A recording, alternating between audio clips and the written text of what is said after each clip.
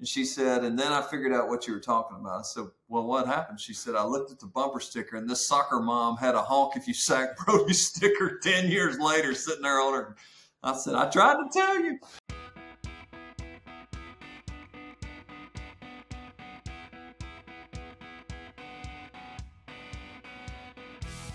Hey, welcome to Beat Everyone, the Alabama football podcast on AL.com. I'm Ben Flanagan with AL.com, and today is very special, especially for guys like me, guys like our producer, Matt Scalisi. We were in college during the Shula years. We were in college during the early to mid-2000s, and we got to see this guy live while we were in school. A member of the Alabama Crimson Tide from 2001 to 2005, the starting quarterback for 3 seasons, the Cotton Bowl MVP in 2005, 2006, an NFL draft pick and member of the Kansas City Chiefs for several seasons, now the CEO of Big Oak Ranch, the pride of Rainbow City, someone our readers and listeners know and love. Brodie Croyle, welcome, sir. It's good to have you.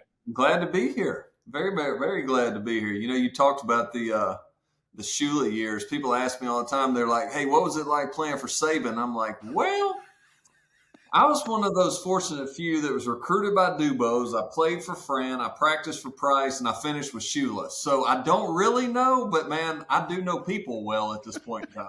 Unbelievable, man. I just lived 2 lives as you were describing that just now. So I can only imagine what it was like for you. Hey, Brodie, we're big fans of yours. You know, a lot of fans know you and your father, John, they're familiar with Big Oak Ranch. But, you know, for those who aren't as familiar with it, perhaps, like I don't know who in Alabama isn't, but what is the mission of the organization? Can you tell us a little bit about that? The very simple mission is to relieve the suffering of children. And, man, to provide kids that come from hard places that are really awesome kids, just to provide them the chance that they didn't get in the first go-around. And the way that we do that is, man, we put up to 8 kids in a home. We currently have 27 homes. I'm sorry, now 33 homes because we just started communities. And so what we do is we just put them in a home with a godly man or woman, and we say, hey, live out what God intended for family to be. And with the belief that what a child repeatedly hears and repeatedly sees, they eventually repeat. And, you know, in the life of a child, especially a child that comes from some form of a life that most people didn't have to come from, consistency over and over and over makes a big difference, you know, because we say around here a lot, a small thing repeated is not a small thing, because eventually small things become big things. And that was where it started, though. You know, when my dad was 19, he went and worked at a summer camp, and he met a little boy from the streets of New Orleans whose mother was a prostitute. And this little boy was the banker and the timekeeper for his mom. Literally go, Mom, I got the money, and the next one's here. And my dad just shared with this boy how he could change his life. And man, what could change his life? Who could change his life? And shared with him how he could become a Christian. And the boy became a believer and came back to the same camp the following summer and just shared with my dad word for word what he had taught him the summer before. And at that point, Dad just goes, that's better than any sack that I've ever had, any crowd I've ever played in front of. Like, that was the most fulfilling thing I've ever got to be a part of. But he went on, he played at Alabama, had a chance to go play in the NFL. And he went to Coach Brown. He said, Coach Brown, I want to take the money from pro football, and I want to go start this home for kids. And Coach Brown said, don't play pro ball unless you're willing to marry it. He said, tell me more about this ranch you're talking about. And he got to sit there for an hour and just share with Coach Bryant, just this dream, this vision of helping kids that come from hard places. Man, he said he walked out and never looked back. And now that's 51 years ago that he moved into a farmhouse with 5 boys. And since that time, it's grown into what it's grown into today. And just kids that have lived with us on a daily basis. We are quickly approaching 3,000 kids that have called Big Oak Ranch home. And that's an awesome number in its own right. And it's an honor and humbling, honestly, to get to be even a part of it. But we say all the time here, like, hey, what you invest in today, you won't see the full fruit of that until 2 generations from now. You know, because kids break cycles with us, but they change generations when they leave us. And the number that didn't have to experience the same things that the kids that currently live with us, and we have 208 kids that live with us today on a daily basis. Had somebody ask me the other day, they were like, man, what else do you do besides the ranch? I'm like, you raised 208 kids. Tell me what else you do. But it's the generations that come. And I get the opportunity to meet with a lot of awesome people, and they always have, in their businesses, like this growth plan, this growth strategy, or whatever it is. And, for us, whenever that question comes back to me, I'm like, our goal is to be out of business, because if we're out of business, that means that kids don't need help. But the problem is that number is growing faster than the amount of beds that are being available to kids that need help. And so our mission's been the same for 50 years, to relieve the suffering of children. And we're just trying to carry our sword for the kingdom in that battle. It's amazing work you guys are doing, and it's amazing to see the growth, the evolution that Big Oak Ranch has taken throughout the years. It's certainly something that people of Alabama and beyond were well aware of, even as you were starting your career playing football in Tuscaloosa. The name Croyle and Big Oak Ranch, obviously synonymous. So it's just really cool to learn a little bit more about that, Brodie. We appreciate that. A lot of folks also know about early in your career, before you ended up coming to Tuscaloosa, you were heavily recruited by Florida State at a time when that program was rolling under Bobby Bowden. Mark Richt was obviously the OC before you decided to stick with Alabama. How close were you to signing with Florida State, and what ultimately kept you in your home state? Coach Bowden answers both of those questions. Because, man, Coach Bowden was just one of the best men you'll ever meet in your life. I saw him years later at an event that we were at together. And I just walked up to him and I said, "Hey, Coach Bowden, you might not remember." He said, "Brodie Croyle." He says, "Your mama still make that great lasagna?" That's what we had the night that he came. Like, that's how good he was with people and how much he genuinely cared about people. And obviously, I think they had a decade's worth of being in the top 5 or whatever it was at that point in time. But, he did most of the talking, and he had my mom in the palm of his hand when he was at my visit. But so I was leaning towards there, and honestly was probably going there until he came to the visit. And it's nothing he did. It was just at the end, I was basically like, "Hey, like, man, I'm a fan. I want to be a part. But Coach, like, my only question is, if I come to Florida State," at that point he was getting up in age. I said, "Are you still going to be there?" And he said something that honestly, he said it obviously for Florida State, but it kind of changed my thought process. He said, "Son," he said, "you don't go to university because of head coaches." He said, "Head coaches come and go." He said, "You come to a university because it's something you want your name tied to for the rest of your life." And he said that of being tied to Florida State. But since I was a kid, all I wanted to do was play for Alabama. And it was just, man, it was hard times. Like, it was not the sexy choice that it is today to go to the University of Alabama when we went there. Like, it was your probation, more probation probably coming off a 3-8 season, coaching changes, all the things were happening. But those words, like, man, it's something you want your name tied to for the rest of life. And, it very much, was it a tough time? It was tough times. But you know what? Tough times create strong men. And I would not trade 1 ounce of my experience. As much as it would have been fun to play for either Coach Bowden or play for Coach Saban in a different era, I wouldn't change any of it to that journey to getting there. But Coach Bowden was the biggest contributor to that, and he didn't even realize it. He was the greatest recruiter for the University of Alabama. Well, that's an amazing story. And Coach Saban obviously said a similar thing after he retired, right? That players were asking him, "Are you still going to be there?" And he was reaching a point where he didn't know the answer to that question. And so he had to make the decision. On that note, I want to follow up what you just said. I mean, going through 3 coaches in 6 months, the way that you and a lot of your teammates did, that would affect anybody. And I know it did, you and your teammates, but your perspective on it is really interesting, as you just mentioned. But you've talked about having a persevering spirit and mindset and how with that you remove the temptation to quit, right? How your upbringing and the ranch shaped your feelings on it and maybe prepared you for that type of adversity. Nick Saban would probably call that mental toughness, right? But it's a lot of change for somebody who's 19, 20, that age.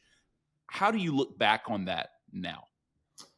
Well, when you're in it, it's easy to look back as a 42-year-old and have great wisdom in it at this point. But when you're in it, you got to ask yourself a bunch of hard questions. Like, what do I want my name tied to? Like, what did I sign up for?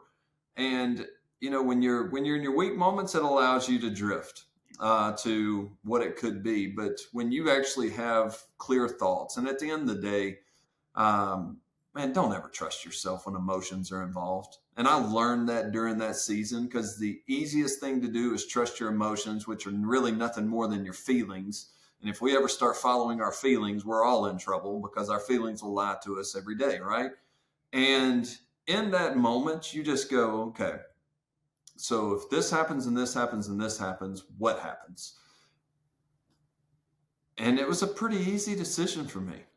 I wanted my name tied to the University of Alabama. I wanted it tied to something that my dad's name was tied to. And I've always loved the university. I love the state. And it was a pretty easy decision. I mean, because if I remember correctly, we had an opportunity to, it was before the portal and transfers and all that, but you still had an opportunity to do the probation or whatever. And we didn't have anybody leave. Like, anybody of consequence did not leave. And I think what I'm most proud of at this point in time for our entire group was that we stuck together. We made it through those hard times. And to us, winning the Cotton Bowl our senior year was like winning a national championship, due to all the adversity that we had experienced during that season and during that really time at the University of Alabama. But it's amazing what it now has taught me to be able to share with not only my two sons, but share with, the 200 plus kids that call Big Oak Ranch home. Is like, the easiest way to have a persevering spirit is to remove the temptation to quit. Like, if you just don't have any out, if something gets this bad, I'll do this. If something gets this bad, man, you're already 90% out the door if you ever put an if to am I going to finish? Because, I mean, look at our world. I mean, look how quickly people want to give up on marriages, how quickly they want to give up on their families, how quickly they want to give up on their jobs. I mean, even the state of college sports at this point in time. Like, I showed up to come play. I didn't get to play. And versus just going, you know what, work harder, nobody cares. Like, just earn your spot, like a Mac Jones who sat and just worked and put his head down. And when he finally got his chance, he had the most prolific season in the history of the University of Alabama. Like, just put your head down and work. It's like we've just, as a society, you got me on a rant at this point in time, but as a society, man, we don't have a persevering spirit because we always have an out. And I think from the very beginning, man, I was just raised that if you commit yourself to something, you see it through. And, you spoke to 3 head coaches. You left out 11 surgeries and 3 broken vertebrae and a punctured lung and a ruptured spleen and a dislocated jaw and all the other things that come with playing the position. But, I remember a story that my dad told me, and and it was before I went out to play in my first game as a 7th grader. And he just grabbed me and he said, listen, go have a blast, go ball, go do all the things. He said, I got one rule. I said, okay. He said, get up. He said, because if you don't, he said, your season's over one way or another. And man, those words just like pierced my soul. And I live by them. Now I'm going to tell you the funny part to the story is I'm in Nashville, Tennessee, speaking at an event that's probably got 7,000 people at it. And I'm sharing this story and my dad's in the audience. And I'm starting to share the story about get up. That's what my dad said, get up. And, throughout my life and throughout my career, if you don't quit, you win at the end of the day. Like, if you don't accept failure as your final or as a death place, you will win at some point. Just keep getting up. And I saw my dad put his hand over his mouth like this, and he just kind of started laughing. I'm going, why is he laughing at me? Like, I'm trying to honor him here, you know? And we get in the car. I go, what was that? He goes, buddy, he's like, I don't know how to tell you this. He said, but like, don't change. He said, it has worked out great for you. Continue to live by that mantra, get up. He said, but he said, the only reason I told you that was your mother looked at me before you ran out for your first game in 7th grade and said, if he doesn't get up, I will be on that field. He goes, I was just trying to save you the embarrassment. I'm like, I've literally lived my whole life by this, and it was a lie. But you know what? It just goes back to just get up.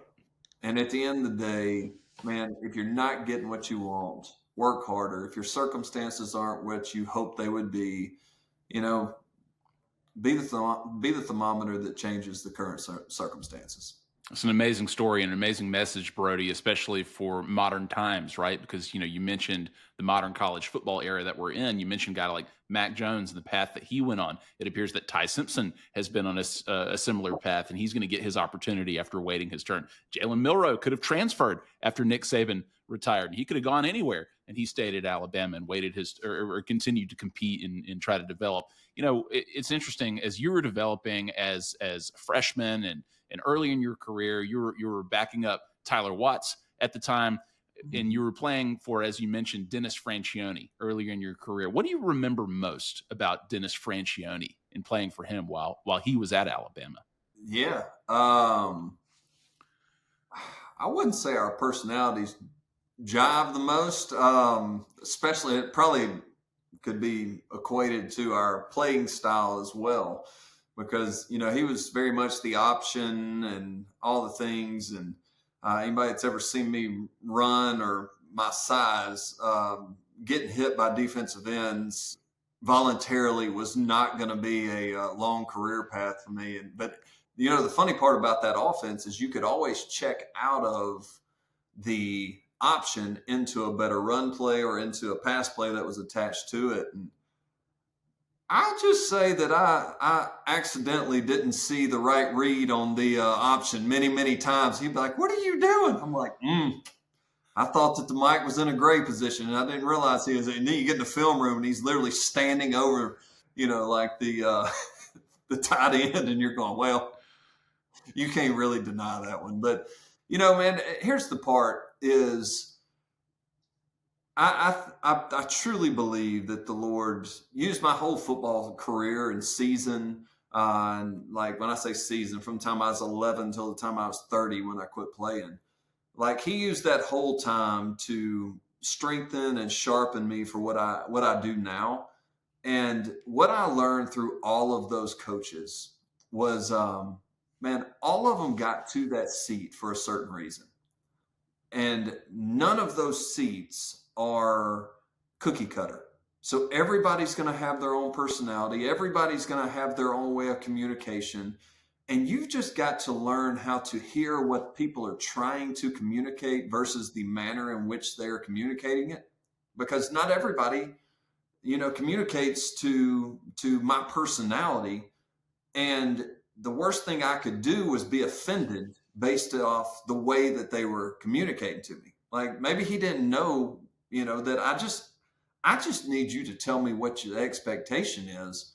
And you don't have to worry if I'm going to do it because I'm already wired that way. But if you don't know my personality and you're trying to push that into me, the easy thing to do is to get offended. And once we get offended, then we get bitter. And then bitter is like drinking poison and waiting for the other person to die. I learned through that season, like, man, just hear what the message is and then apply that own message to your own life. And then you can go execute what the expectation is.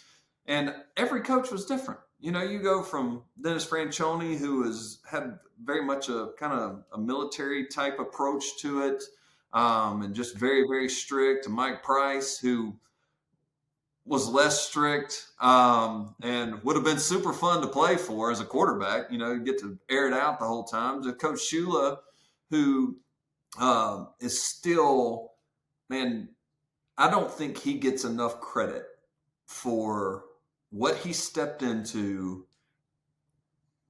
I mean, he stepped into a place where we had been depleted of scholarships, and he's coming in, a month before we even start training camp, and he still took the job.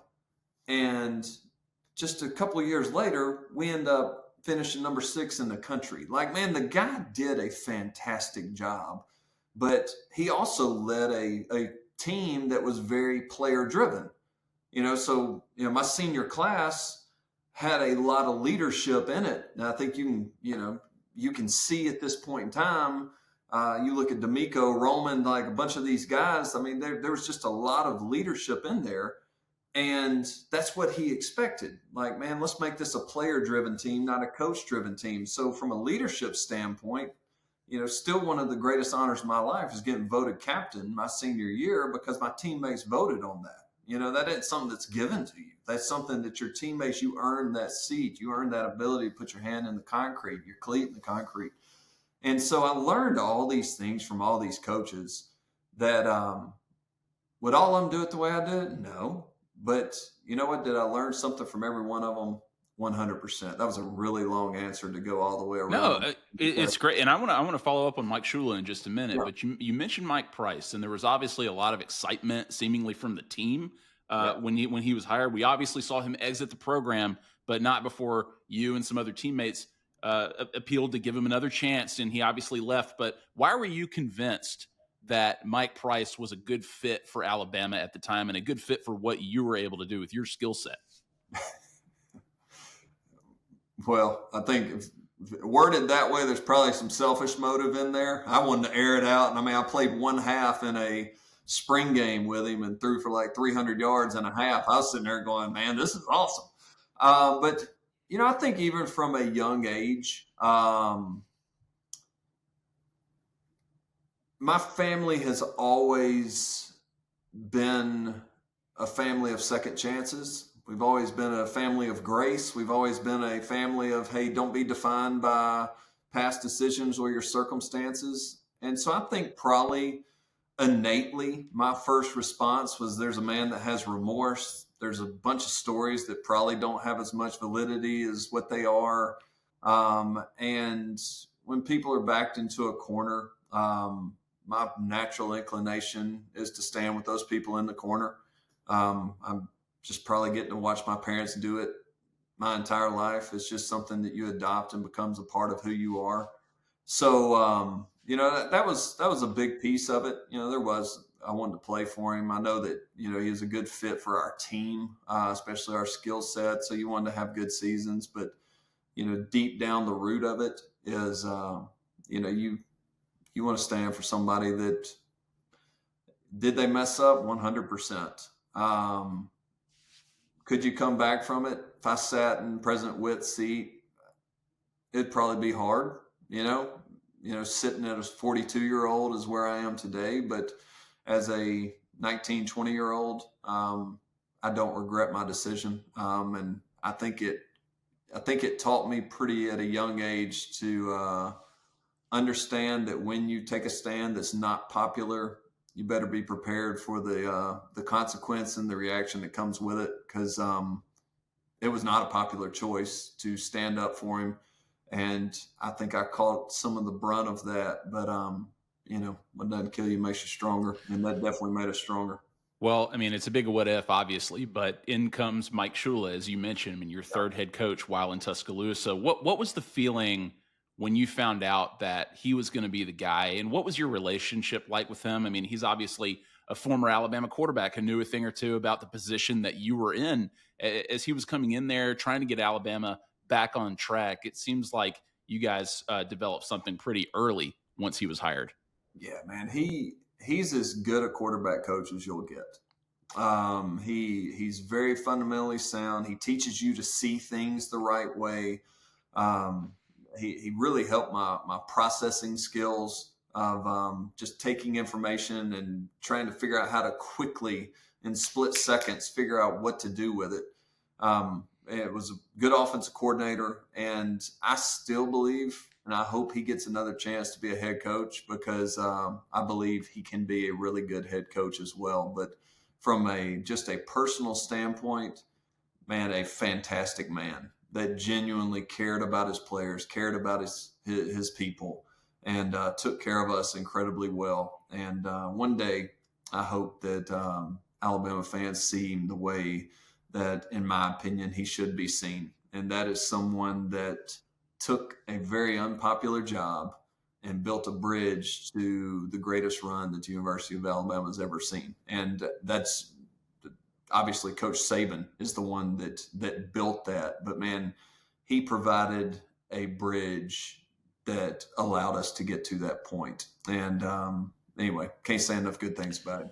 Look, I mean, we've talked about him a lot on the show at AL.com. Like, my feeling is that Coach Shula was taken for granted in many ways by the fan base. We don't have to get into all that right this second. No. I mean, you just said it better than anybody could have as somebody who worked directly with him. But Brodie, and I hate to bring this up, but I know that you have such great perspective on everything. The LSU game was obviously a tough one. Yeah. I was in the student section for that one. It was really physical. Every yard was earned. Y'all are at 10-0 at half. They come back and they tie it up. Y'all go to overtime. Jamie Christensen hits a field goal to go up. Jamarcus Russell finds Dwayne Bowe in the end zone, obviously, to win it. This is obviously a big what if, right, for like a lot of Alabama fans in the SEC. It's a classic SEC heavyweight fight. Y'all are undefeated. You're ranked number 4 going into it. Y'all trade heavyweight punches all game long. How do you look back on that game now? Man, that was, I get asked about that game a decent amount because, people think if we win that game, we go down to Auburn and that's a totally different outcome. Like, you hear different things, but the reality is, man, where X's and O's are really important in football, the Jimmies and Joes are really the ones that make the biggest difference. And we had lost Prothro, obviously, in the Florida game, and our offense, we could still win, but we weren't as explosive. But the nucleus of that team was J.B. Klausner, who is our center. Like, he's the one that had everybody blocking the right people and calling the right fronts and making sure a younger offensive line is all kind of, and if you remember the Mississippi State game the week before, he broke his leg. And so we lost this leader of the line who is the communicator that if you don't have a line, you don't have anything. And we lost that. And I would have loved to have seen where we would have ended up if JB wouldn't have lost, if that wouldn't have happened to him. Because he was a nucleus, he was a glue, and I remember that game because I remember sitting there going, I'm getting lit up this game, but you just kind of fight through it, and then obviously you move into the next week at the Iron Bowl, and we just didn't play well. As equally as well as we played in the Florida game, you go into the Iron Bowl and you equally play that bad. And, the score was not indicative of how bad they really beat us. I think they beat us 28-18. But, if I remember correctly, I ended up with a bumper sticker out of that gig as well that said, honk if you sack Brodie, which is a whole nother funny story.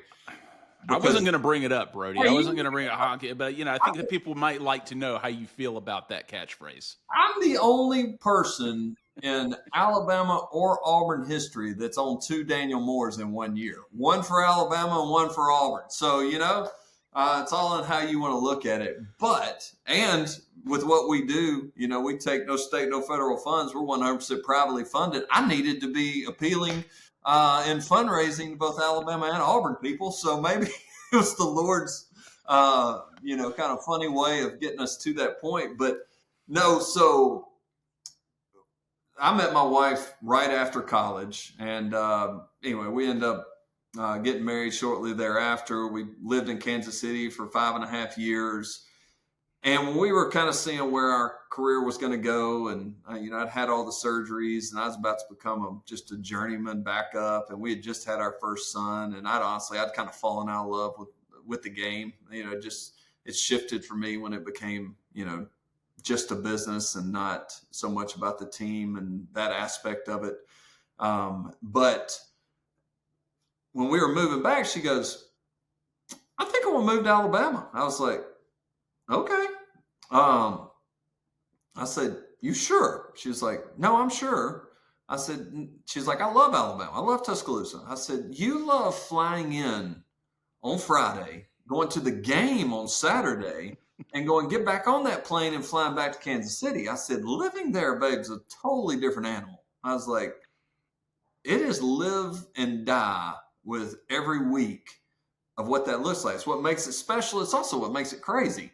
And she's like, "No, I get it." Anyway, so we came back, and we'd been back for about 6 weeks. And she called me, and she's just laughing hysterically on the phone. I said, "What's so funny?" She said, "So I came over the bridge and I pulled up, and there's right there in front of me, there's this minivan." And she said it had all the stickers on it, the 30A, the 26.2, the "My Dog's Smarter Than Your Fifth Grader." And she said, "And then I figured out what you were talking about." I said, "Well, what happened?" She said, "I looked at the bumper sticker, and this soccer mom had a honk if you sack Brodie sticker 10 years later sitting there on her." I said, "I tried to tell you." But, it honestly, it goes back to perspective. It goes back to where I grew up. It goes back to, you have surgeries and you realize it's going to be 6 months worth of rehab, and you can feel sorry for yourself if you want to. You can be mad if you want to, but then you quickly realize you grew up with a boy whose dad dropped him off at our front steps. You grew up with a girl whose mom sold her so she could pay for her rent. And it just it just brings you roaring back to, this isn't that bad.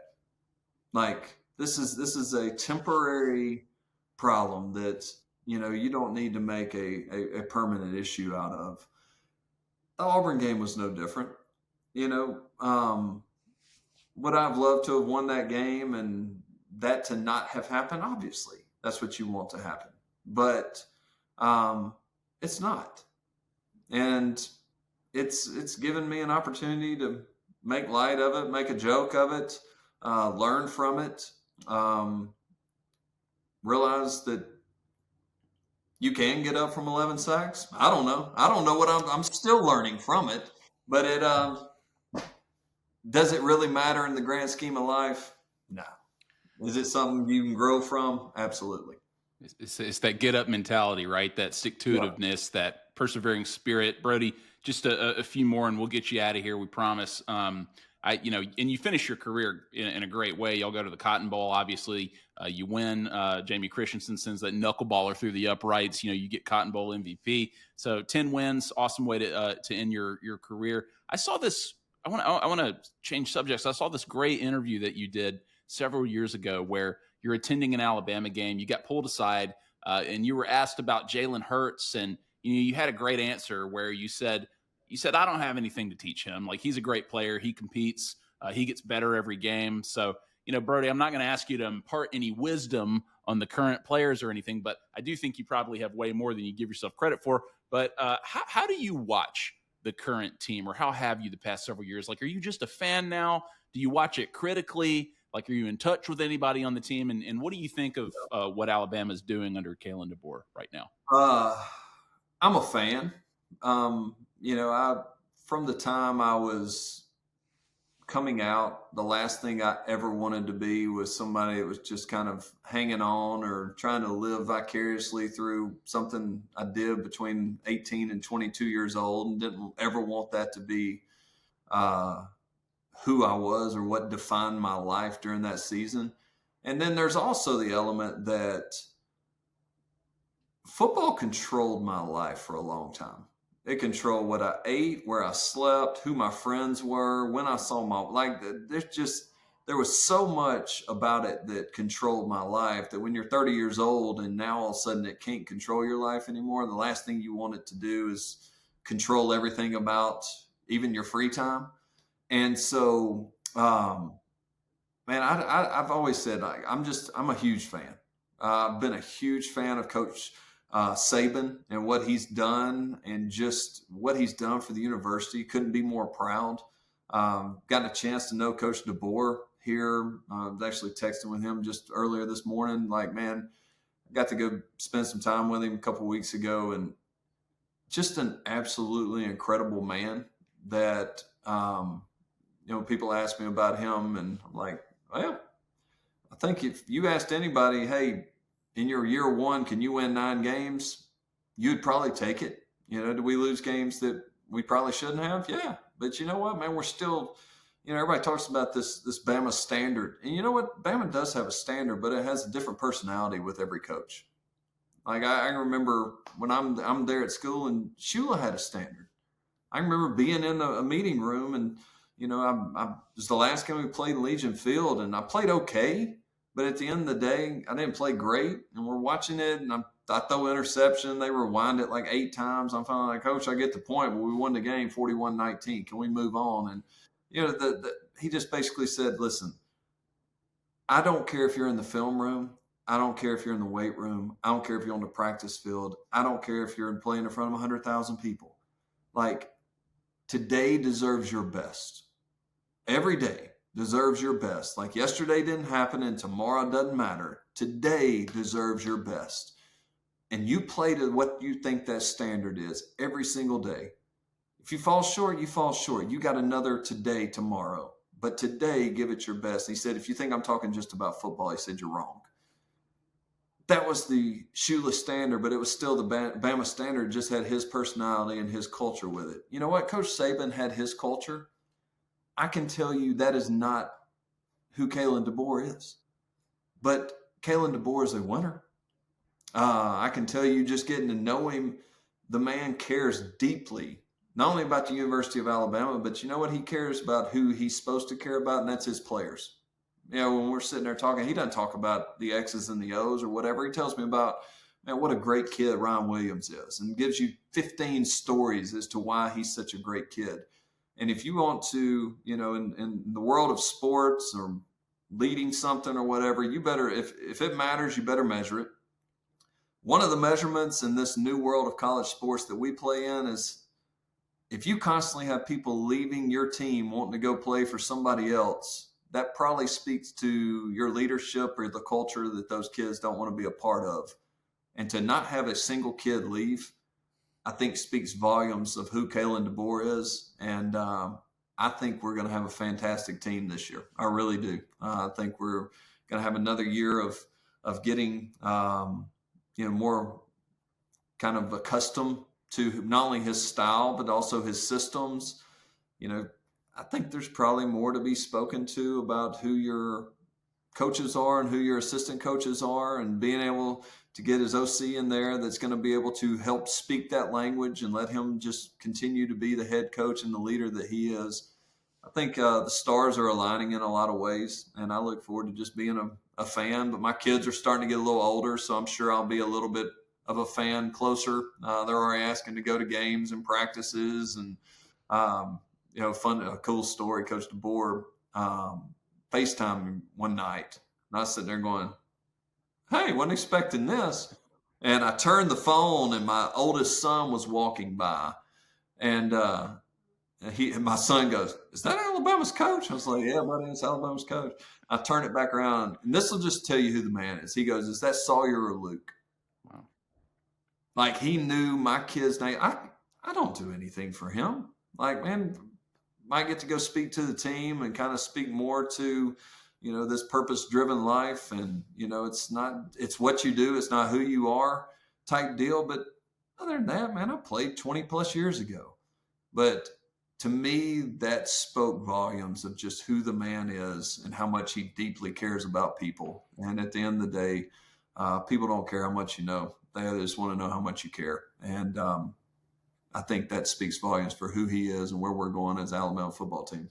There it is again. That Brodie Croyle perspective, it's amazing. And I think a lot of people agree with you about him and the impression that he's made so far since he's been in Tuscaloosa. Brodie, you've been really generous with your time. But before we get you out of here, whenever we have the chance, the opportunity, the honor to talk to somebody who's actually worn crimson and white, played for Alabama, we like to put them through what we call a little bit of a lightning round here. This is going to be a piece of cake for you. I promise. We'll get you out of here quick. Brodie, you're obviously not a hateful person. We use this word very lightly. We strictly mean it in the competitive football or even fan sense.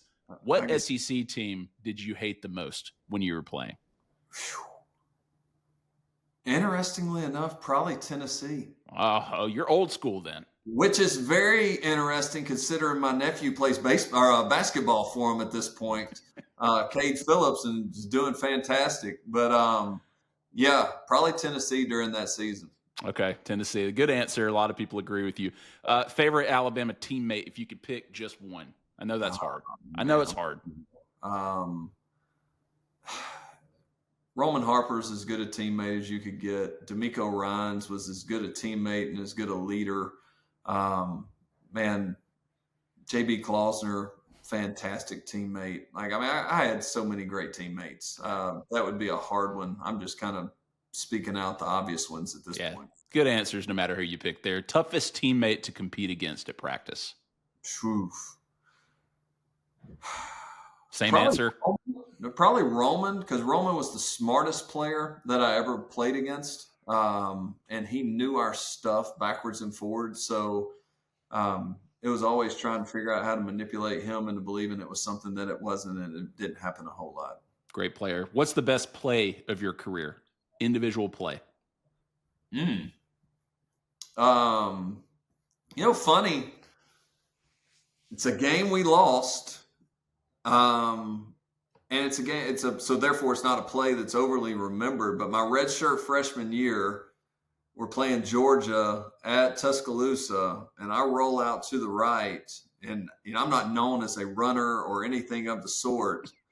And I got this great idea about the 4-yard line when this safety was standing between me and there. I knew I wasn't going to run him over, and I don't know why, but I jumped and went over him, and he didn't fall for it, and he hit my legs, and all I knew to do was reach the ball out and hopefully not break my neck. And we ended up scoring a touchdown on the play. But, my kids, when you're a dad, you funnel everything through your kids. Somebody sent me that clip that, I don't know, they had put it on social media or something. So they sent it to me. And I showed it to my kids. I was like, just remember, old dad might have had more athletic ability. Y'all give him credit for it. It's given me so much street cred with my kids. Currently, it has to be my favorite play.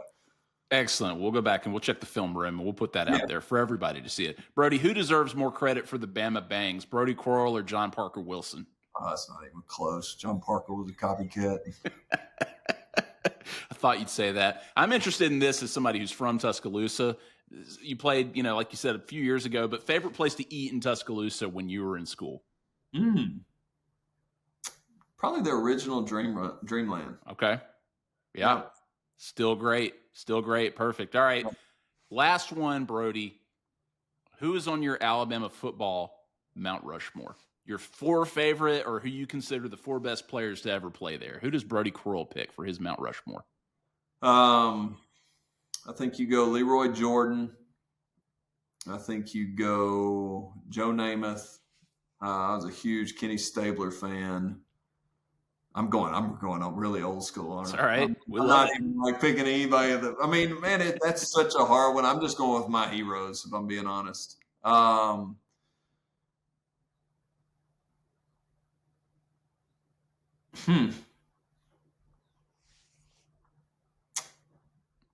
might have to, and this would be a totally biased last person, but I've just seen him on the front row, and I know what kind of man he is.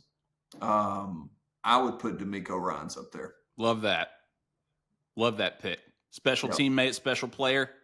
Yes, totally. Yeah. Got it. Well, awesome. That's a great Mount Rushmore. Nobody's going to argue against that, especially coming from Brodie Croyle. He's an all-time great at Alabama, somebody whose career that we followed closely. Brodie Croyle, we really appreciate your time. We loved watching you play. Best of luck to you. We wish you well with Big Oak Ranch. Thank you, sir. Thanks for the time. Our thanks again to Brodie Croyle for joining us this week. Tune in on Thursday as we continue our countdown of the 15 best Alabama football games of the 21st century. This week, Brodie Croyle will come back as we break down Alabama versus Florida from 2005. You will not want to miss this one. Beat Everyone is available on YouTube, Apple, Spotify, wherever you get your podcasts. It's produced by Matt Scalisi and John Hammondtree. I'm Ben Flanagan with AL.com. We'll see you next time.